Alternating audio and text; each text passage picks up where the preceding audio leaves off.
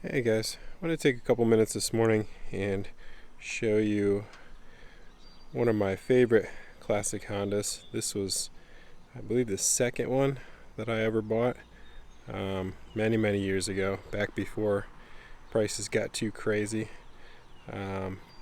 This is a 1974 CB360G, and the G designation meaning it had the disc brake up front.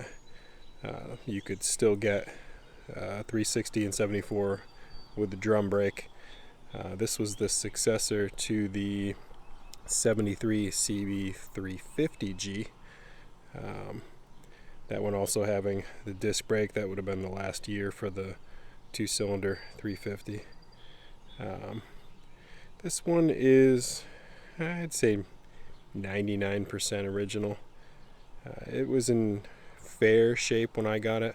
The paint on the tank is good. Side covers have seen quite a bit of sun damage. This is not the original seat, but it is a CB360 seat. I was able to track down on eBay for, again, a reasonable price back then.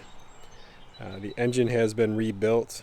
It had a questionable life before I got my hands on it, so I had decided the smart thing would be to tear it all down and rebuild it.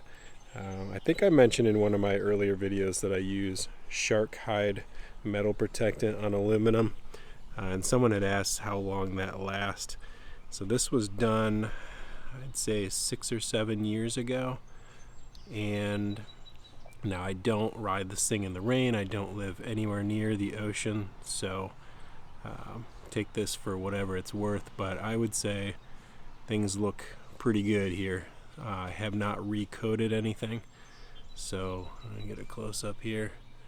This is the bare aluminum sealed with a shark hide, so it holds up pretty good. Like I said, it's expensive, but well worth it. So anyways, the only, I guess, non-stock items on this would be excuse me, it has XS 650 style coils. The original coils, one of them heated up to the point where the lead just kind of fell out of the coil body itself. And right now I'm running an electronic ignition from Charlie's Place, and I have a regulator rectifier unit from Common Motor Collective. So I tend to run a regulator rectifier, like an updated one, on just about all my bikes, just for the peace of mind. Helps the charging system, and it's a very affordable upgrade. So quite a few little differences from the 350. They got rid of the gaiters and went with the bare forks with the caps there. Really highlights how spindly these forks are on these little bikes. The fork ears have been replaced with kind of a bracket deal here. Same gauge cluster from the 350G and a whole bunch of other bikes at that time.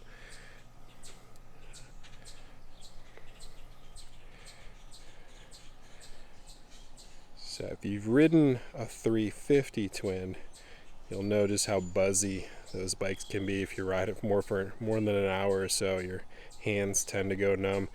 This engine is much smoother. It's got a 6-speed transmission, and it is very smooth compared to the 350. So this is a kind of an all-day cruiser. Even being a 360, I don't know what the exact displacement is. They always round it off, but it's got a decent amount of power. So you got these upswept pipes, which I've always been a fan of.